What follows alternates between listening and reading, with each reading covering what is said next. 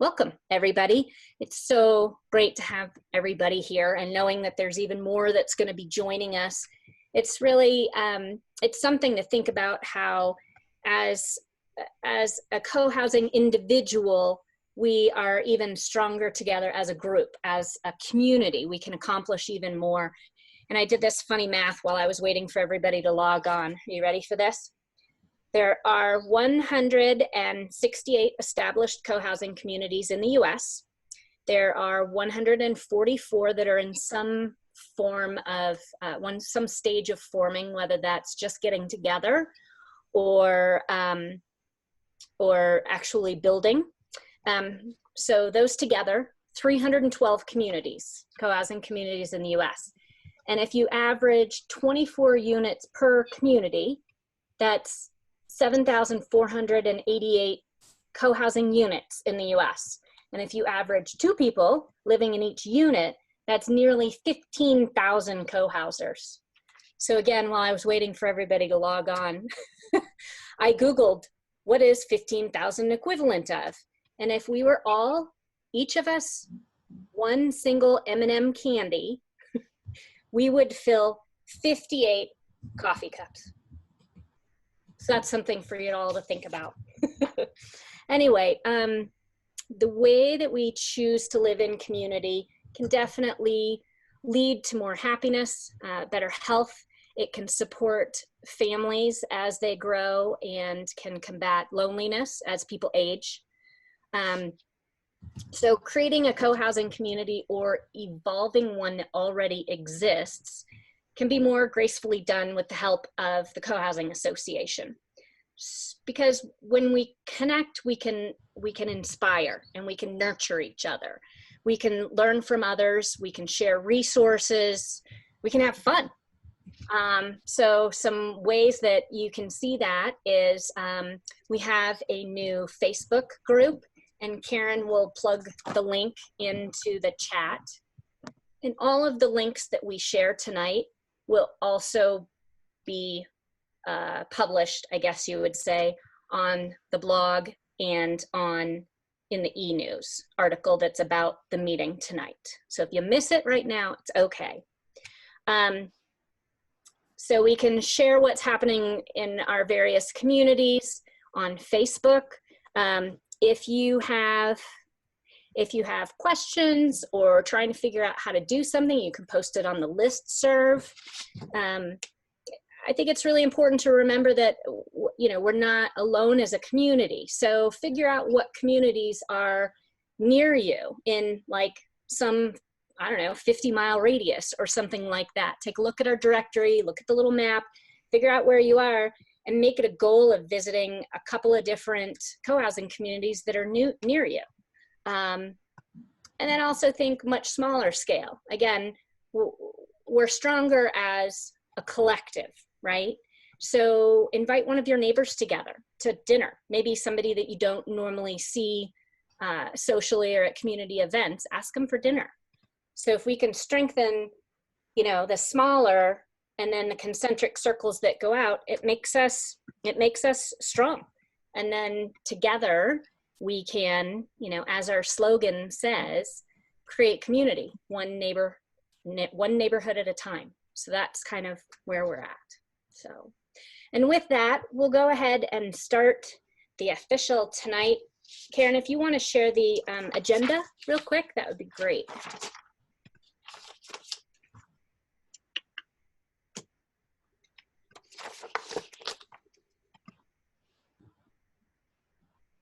There it is. Great. So we'll do some introductions. We'll talk about the association's budget. We'll showcase some of the up and coming website pages. We'll talk about how people can get involved with the association or involved with co-housing. We'll talk about specifically upcoming events. And then we'll have some time for question and answer. And again, please don't worry if we don't get to your question or your topic that you would like to bring up.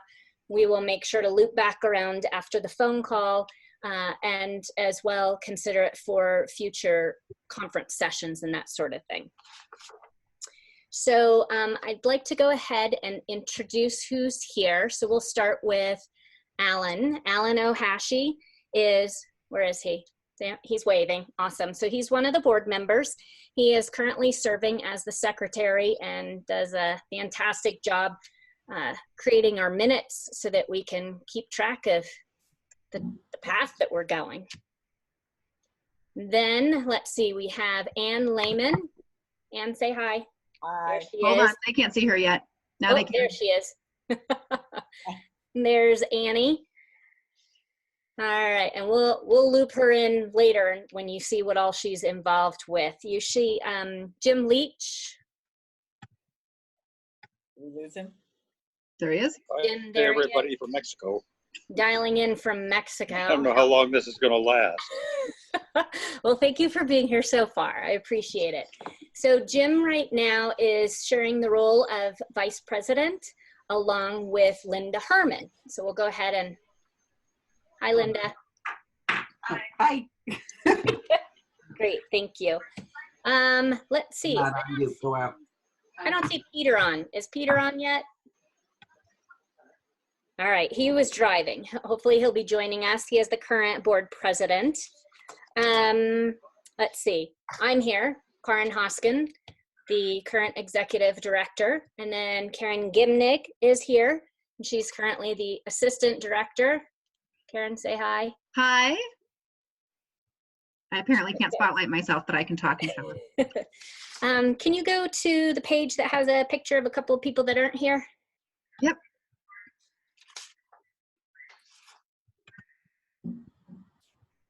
Awesome. Well, Jim and Linda, it turns out they are here.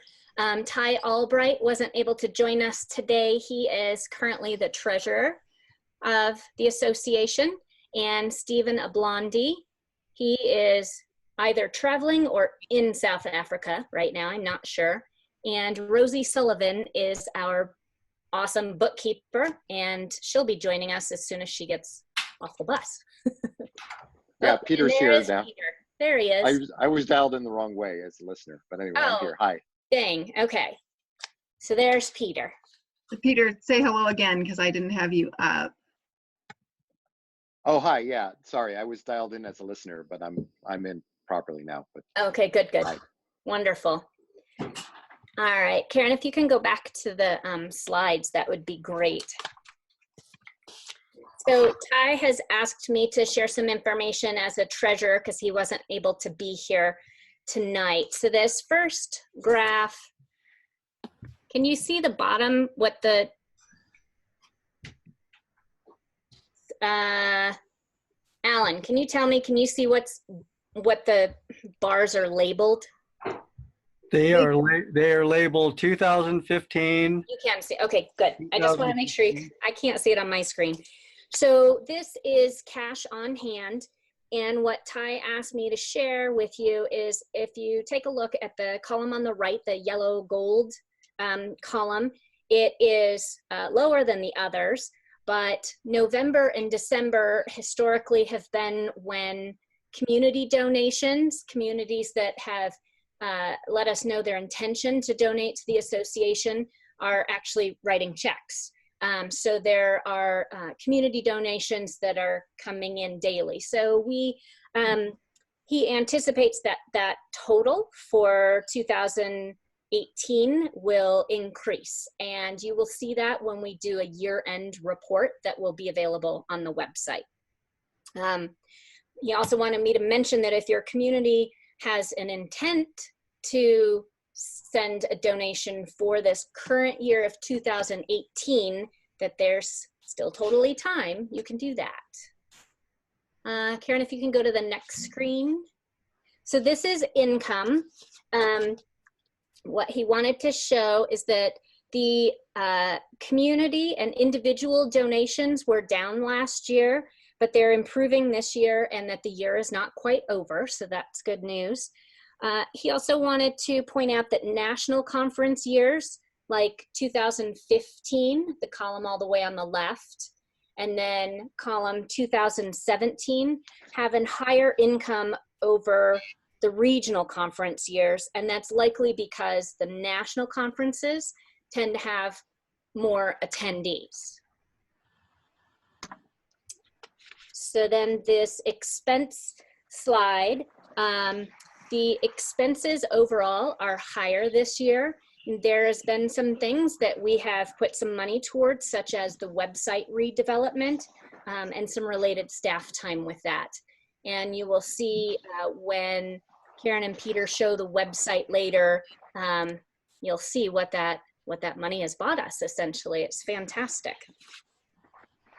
And then the next slide is the conference income. So what Ty asked me to share is that once the cost is subtracted from the income of a particular conference, you can see the remaining net profit. And so that's important to know, because the conference income certainly is one of the association's income streams, along with donations, both community and individual donations, as well as sponsors, association, like year-round sponsors, and then classified advertising. So all of those are streams of income.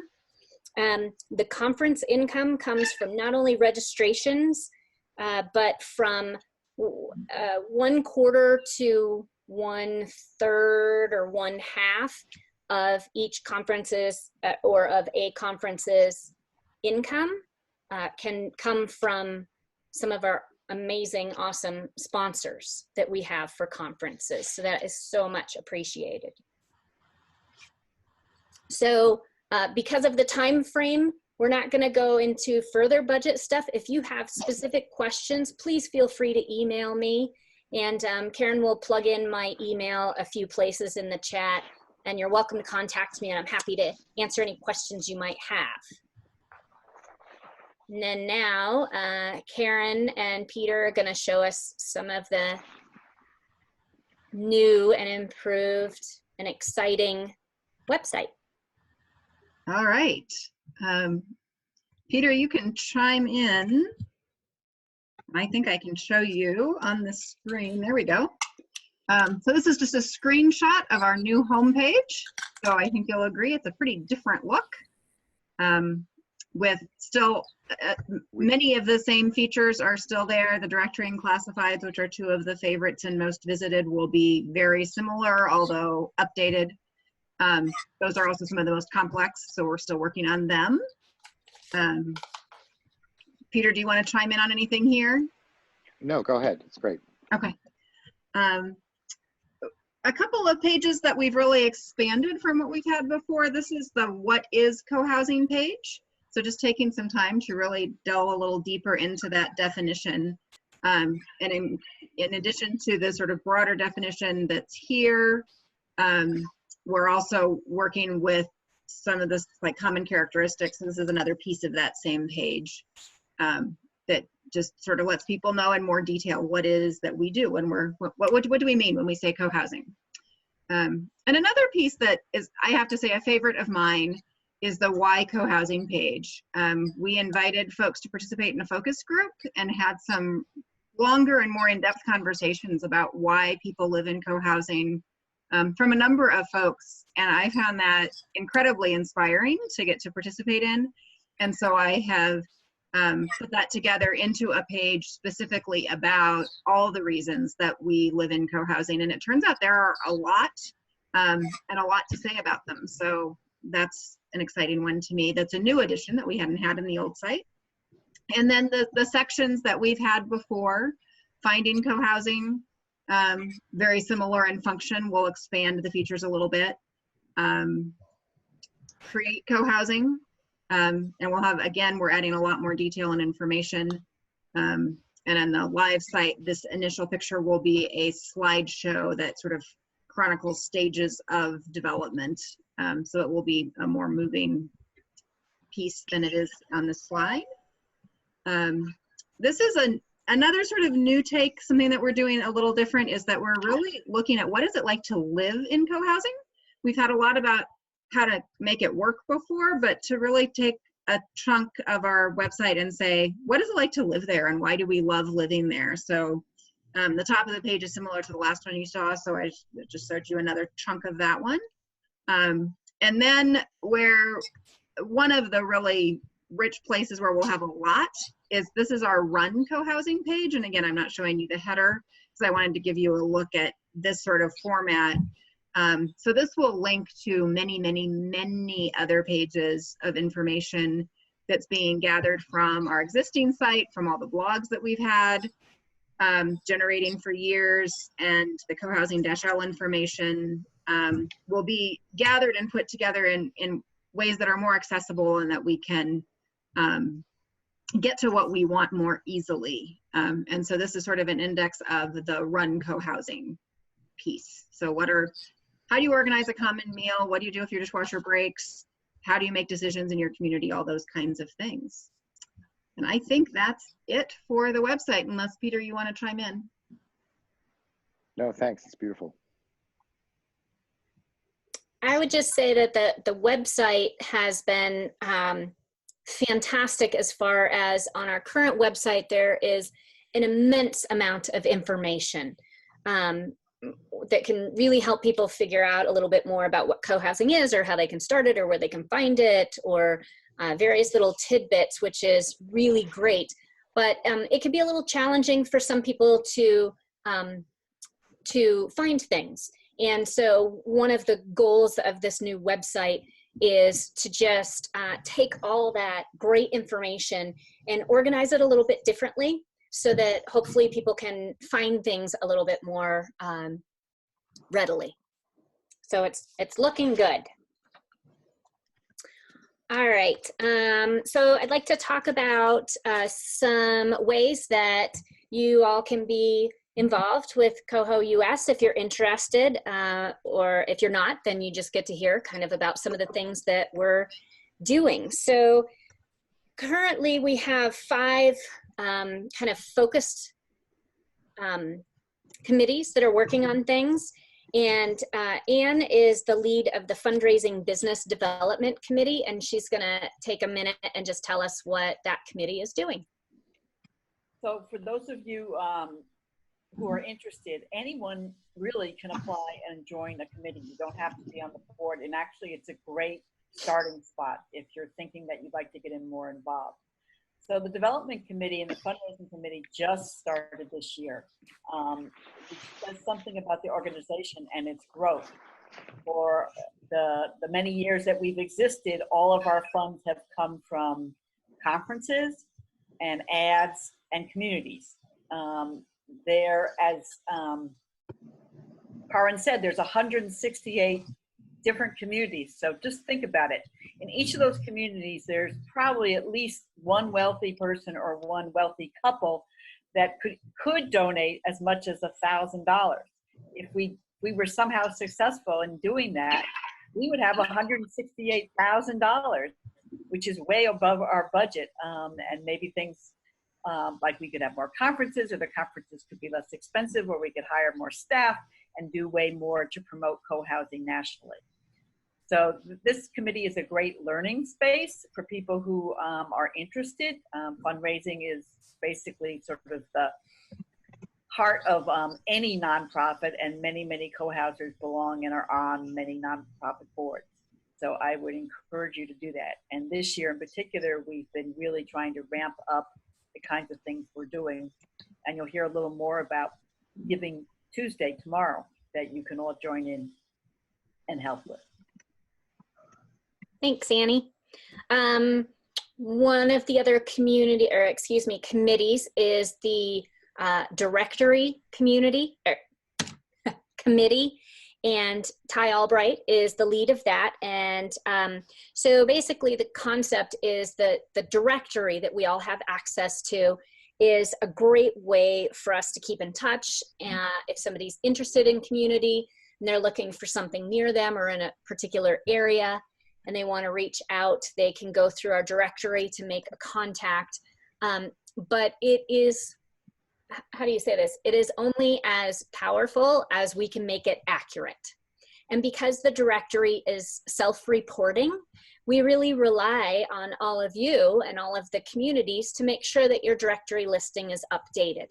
So sometime in the next few days, if you're involved with a community that either is established or is forming and you have a directory listing, please take a look at it. And if there's, excuse me, that's something that needs to be updated or edited, or perhaps you'd like to just change the photo or something, please send me an email and I will help you through that process of making those edits. If you either live in a community or are part of a forming community that is not yet listed in our directory, please consider adding yourselves. And again, you can shoot me an email and I'll let you know how to go about getting yourselves added as the directory.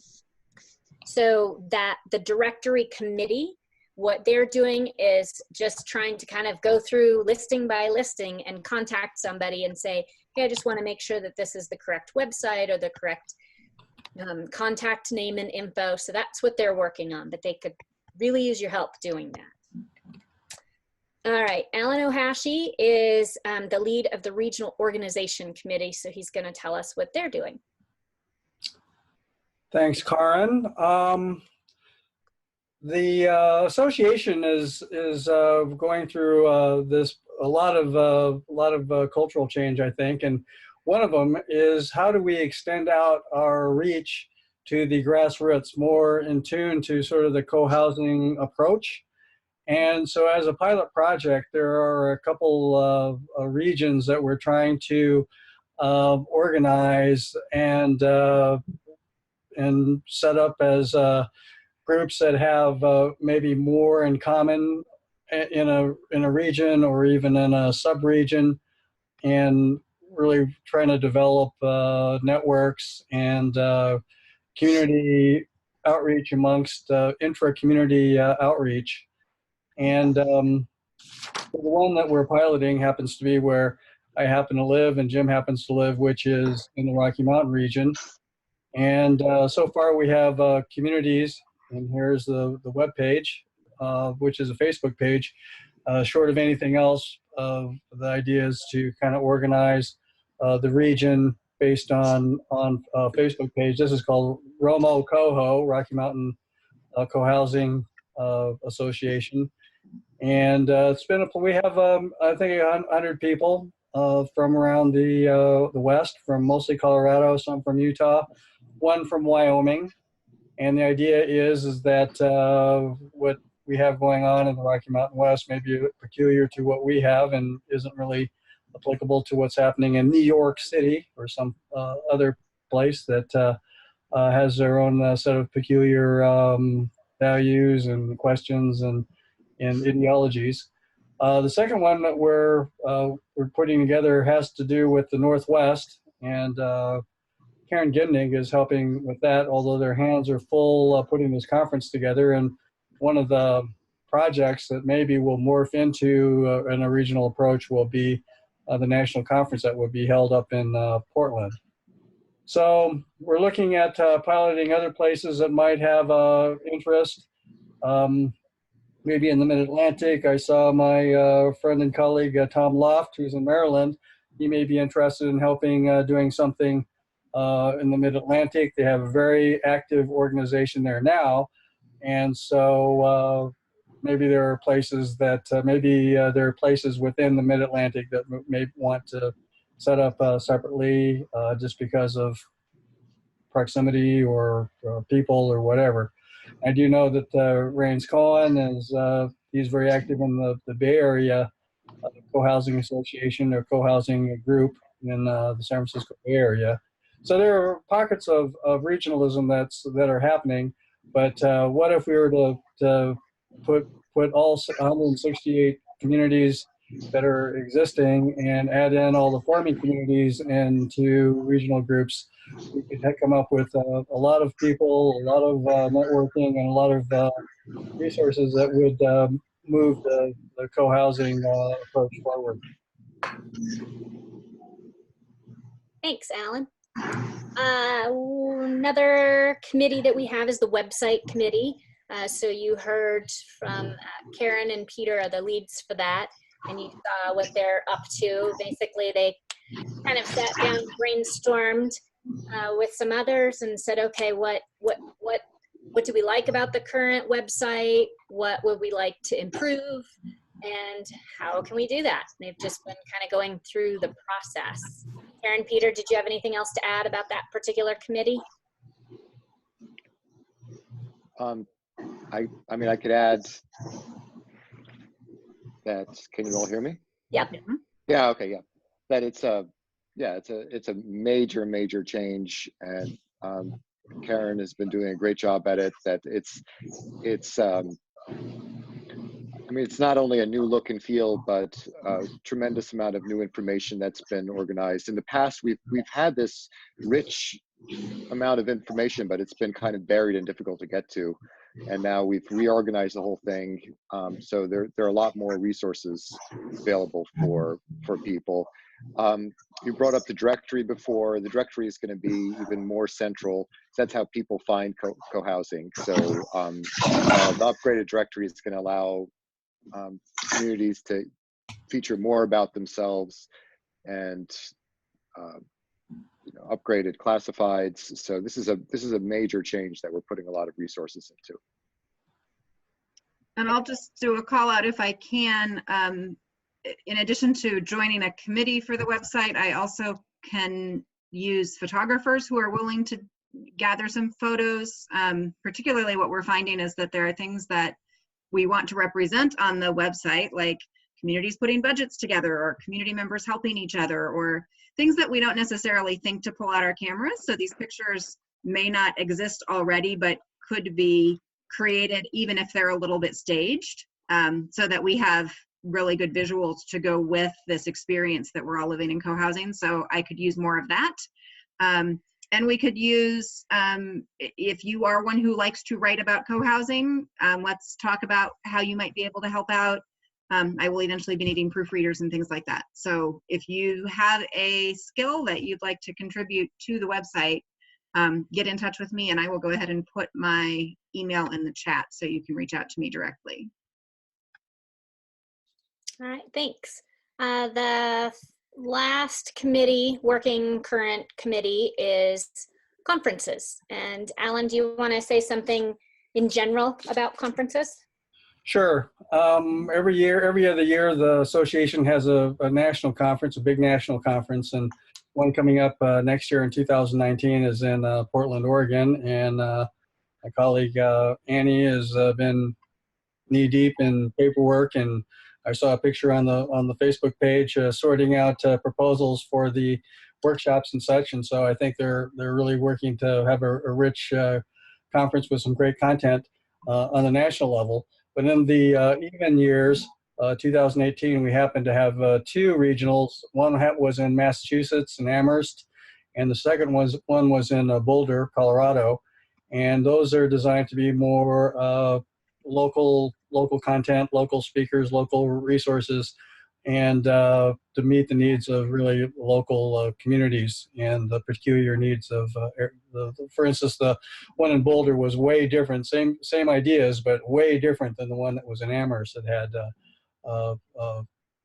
similar content, but way different issues. So the idea is, and this fits back into kind of the regional approach, and I saw a note from Rains about how we can engage the existing regional organizations to help, develop content for regional conferences, and whether or not those are going to be maybe one-day workshops, or maybe they're web chats like we're doing here, or maybe they're a face-to-face conference.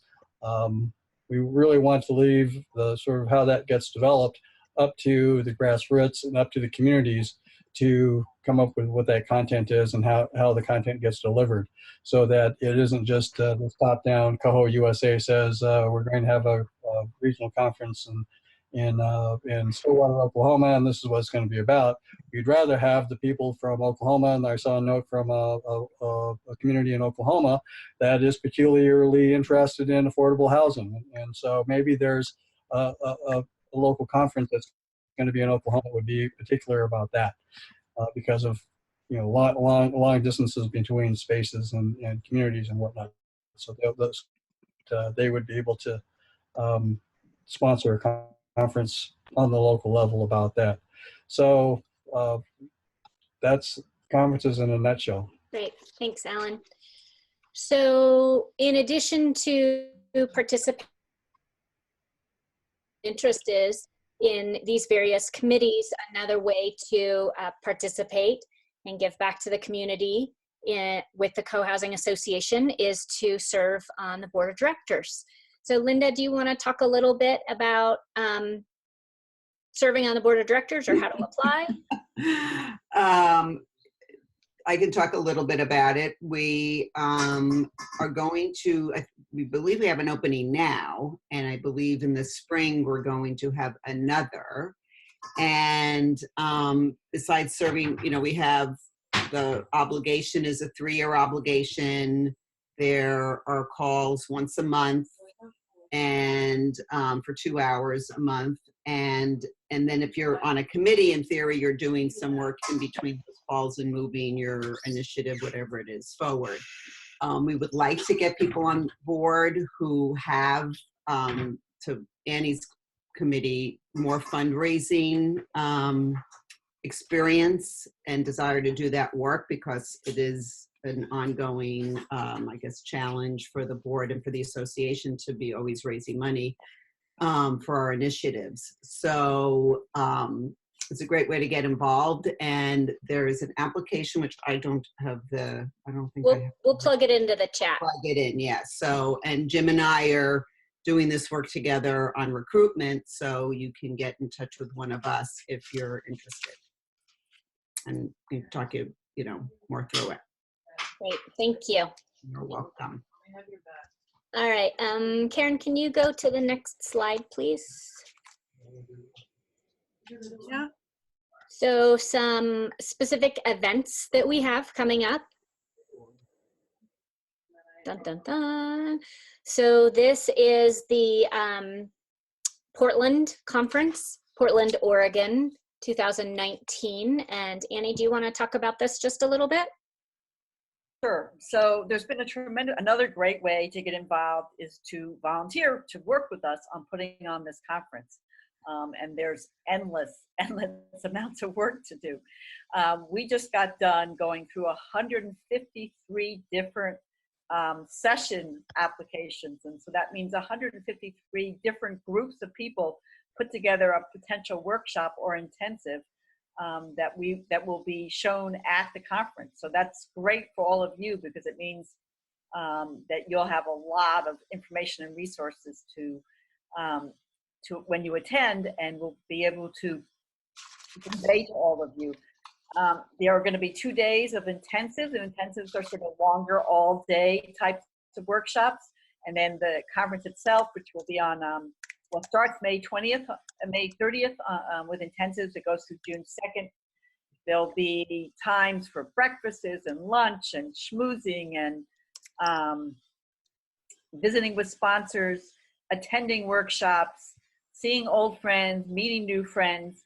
And I've been to many, many conferences over my life. I've never seen the liveliness that goes on at these. The chatter never stops, and it's a really great way for people to get involved. And this year we're focusing on community for the health of it. And we have sort of 3 main tracks: the build it track, the living it track, and the sustaining it track. So we're really excited about it. And if you're interested in getting involved, you can contact Karin, and we'll put you right to work. Great. Thank you. And I'm sorry, I'm not sure if you said this, but registrations for the conference will open in January. All right, Karen, can you go to the next slide, please? Oh, there you are. You want to talk about this? Sure. So the web chats have been really exciting.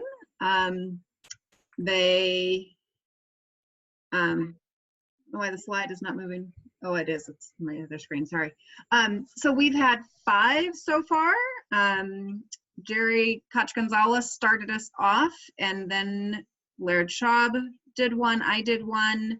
Jana Ludwig did one, and Ted Rao did one. All of those are available on the website, and we'll get a link in there as well. So the video of all of those is available. And we have 3 more scheduled, and we'll be scheduling more well into the new year. It looks like we have so much interest in both putting them on and people attending that we're probably going to be keeping a schedule next year of close to 1 a week. So that's very exciting. Lots of great information. Alan Ohashi, who you've heard from tonight, will be doing one next week. And then in the new year, we have Ronnie Rosenbaum and Katie McCammett, each scheduled to do one. So we'll put the links there for both the recordings and also for the schedule of upcoming web chats. Great, thank you. Can you do the next slide? Uh-huh.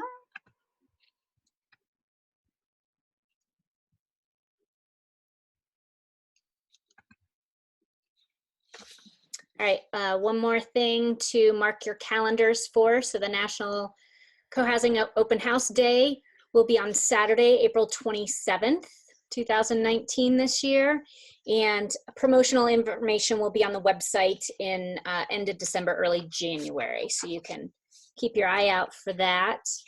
And then, so I just want to say that as this year comes to an end and we begin a new one, to consider, my community did a little thing on this the other day, to consider what we can become when supported by community. And so I kind of took that and thought about that and decided that my plan is to try and be the best me that I can be. And one of the things that I've decided to commit to is more giving. And so one of the things is tomorrow is Giving Tuesday. And I've decided that I'm going to give up, I don't know, 1 or 2 Starbucks peppermint mochas per month and make a reoccurring donation to Coho US. And I would encourage everybody to think about that too. We have an amazing anonymous benefactor who will be matching any monies received between now and December 4th. We'll match that up to $10,000. So that's pretty incredible. So I'd encourage you to think about that, and we'll plug in the link to that. And then with that, that's what we have to report, and we would love to hear from you all about questions you might have. And I see that Karen has been answering some of them while I've been talking. I don't know if there was any that you wanted to kind of bring up the question and answer, or just start fresh. There are plenty, actually. So I'll read them out and sort of hand them to folks. I thought, Alan, I think you might be willing to take this first one. It says, can you talk a bit about how visiting might work? I have a dog who travels with me, so I wonder if this might create a barrier to my ability to visit. Alan, you're muted.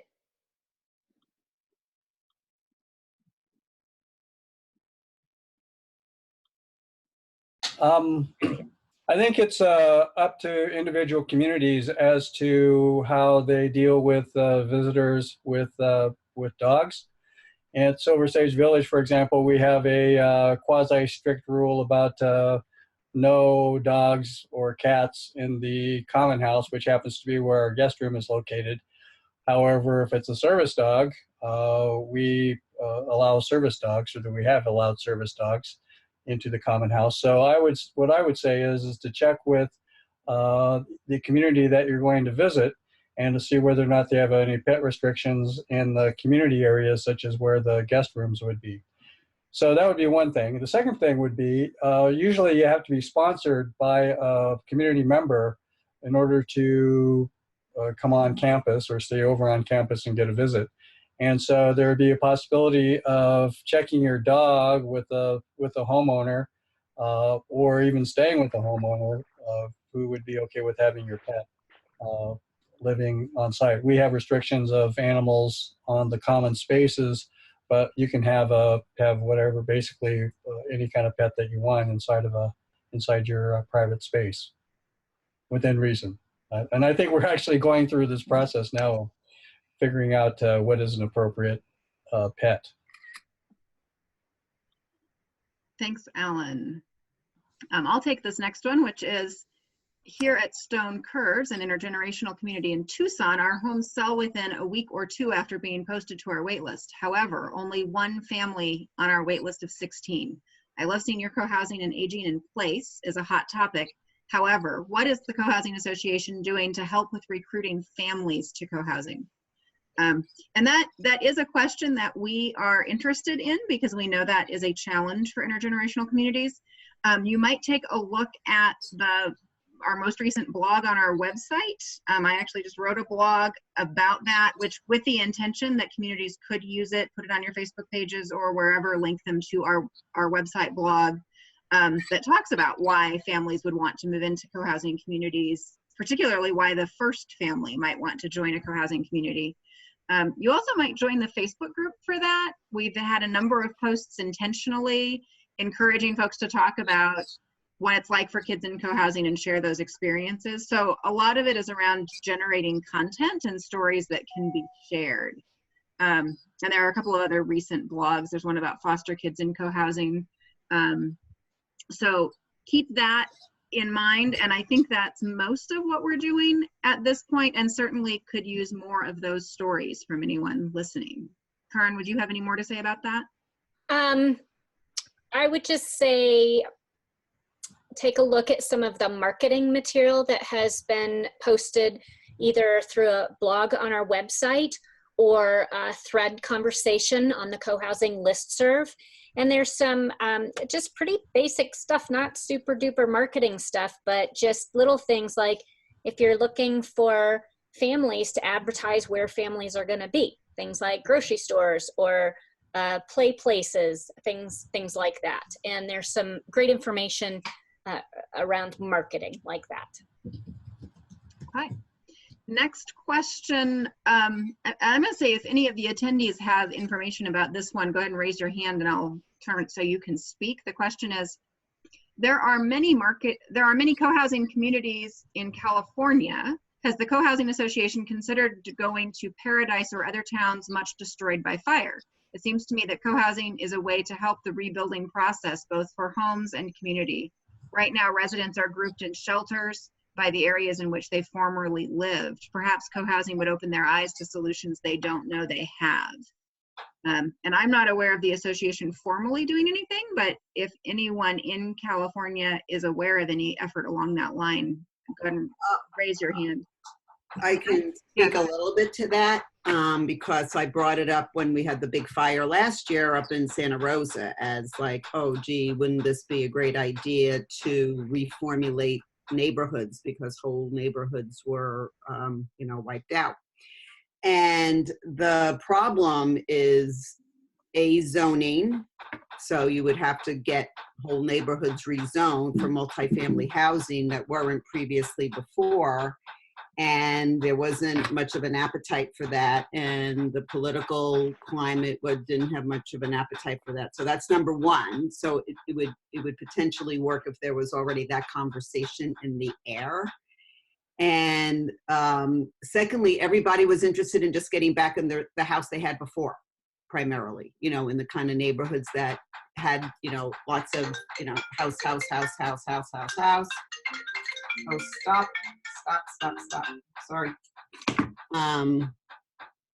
So coming in where people are traumatized and don't have a place to live, and you want to start a process that's going to, not be lickety split quick because of zoning and other things, and money. A lot of the people up in Santa Rosa were underinsured. So, and again, weren't terribly,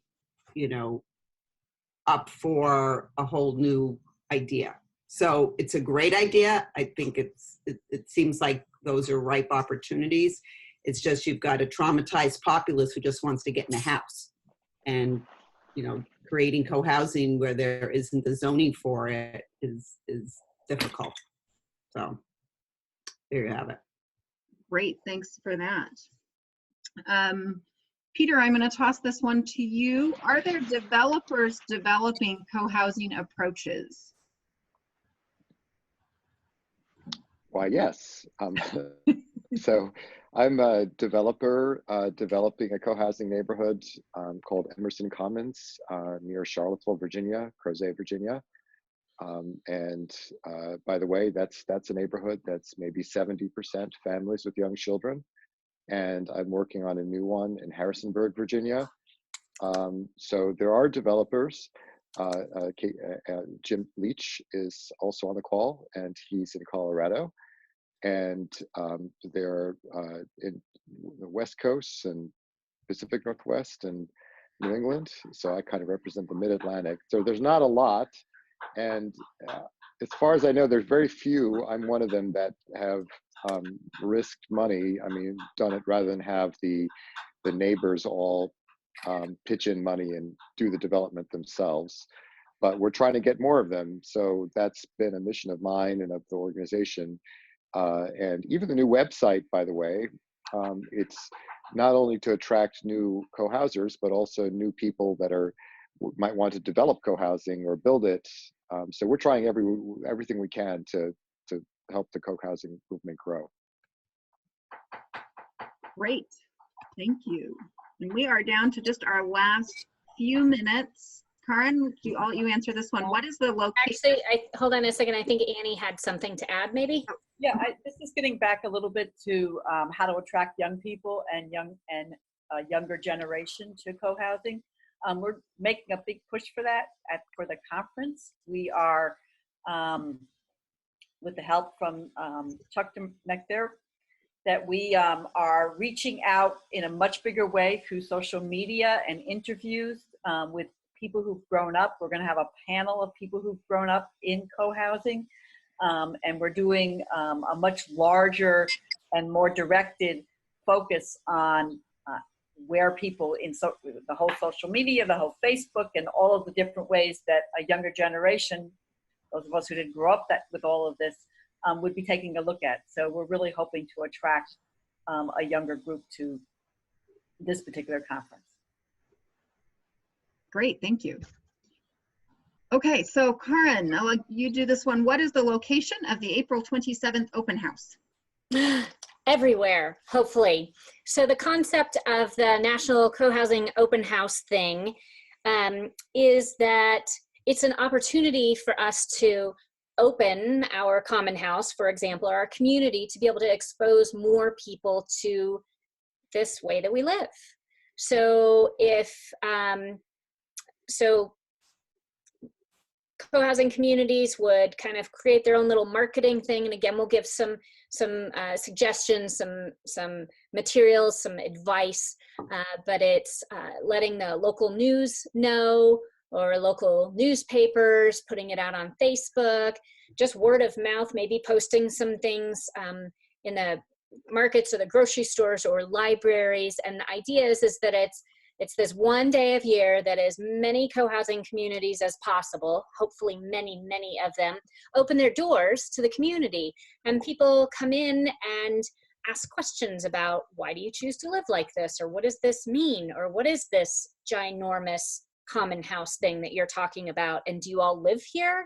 Or where do you live? And what do you share? And how can I create this? So take a look as the time gets closer, likely after the first of the year, we'll have a section on our website that talks about Open House Day.